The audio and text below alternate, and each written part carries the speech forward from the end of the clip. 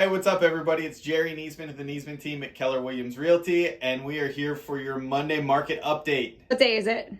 It is Monday, August 15th. Our data is from the MLS. It is Lee and Collier County. Southwest Florida MLS. Tell me what's going on here, Jerry. We're looking at median sales price. Remind everybody, what's median sales price? So it is the absolute middle price of what homes have sold for in the last 30 days. It includes everything from lots to multi-million-dollar beachfront property. Okay, Yep. Got it. What's happening with it? All right, so obviously we've gone up. Now we've hit a peak and we're coming back down. All right. So this was May up here. We had a slight drop into June. June was 456. Now we're down here to 422 as of July. The August stats haven't come out yet. Basically, what that is showing us is that people are buying the less expensive stuff. The more expensive stuff, there's a bunch of it on the market. It is not selling nearly as quickly. The less expensive stuff is. Jerry, it looks to me, who doesn't know anything about real estate, like the dip it's almost like a bell. It looks very similar to the three previous months, as much as it went up in the 3 previous months, it went back down. Pretty close.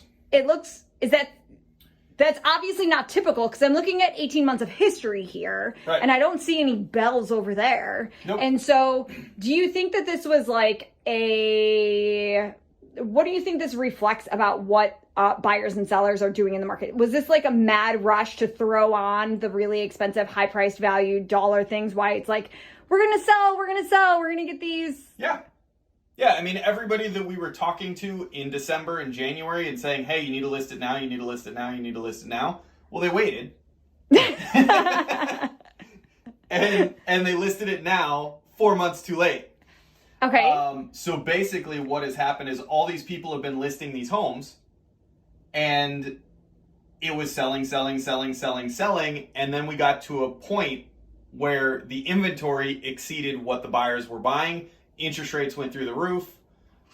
Stock prices dropped. So a lot of people in the more expensive homes, they're not as affected by interest rates directly, like mortgage interest rates, because a lot of them are paying cash. Oh. But where a lot of that cash was coming from was stock market, crypto markets. And what also happened when interest rates went up drastically is the stock market and crypto values dropped drastically. Gotcha. So those people were negatively impacted by the stock and the crypto markets dropping, and they no longer have the cash. Or if they did have the cash, they're going to sit and wait on it. Or they don't want to sell their shares right now. Correct. Or borrow against their shares right now when the value's down significantly. But the lower price stuff is still selling like crazy, because investors, your typical annual rental investors and that sort of thing, they're still buying, but they're buying lower price stuff because that's what rents well. And your people that have to move, regardless of what the market's doing, regardless of what interest rates are doing, they're typically in that lower to middle price range. Right. So what we're seeing is the average sale price is kind of sitting in the same spot, but your median price, which is that middle range, because not so many of the higher end stuff is selling and more of the lower end stuff is selling, that's where you end up with this median sale price drop. I see.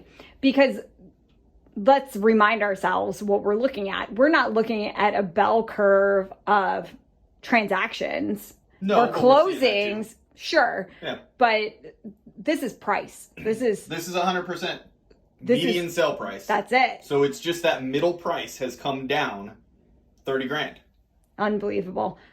Jerry, if somebody wants to get a hold of you to talk about how this may impact what their home may list for, or if they're a buyer on the market, what it looks like, how do they get a hold of you? So you can call or text me 239-201-9583.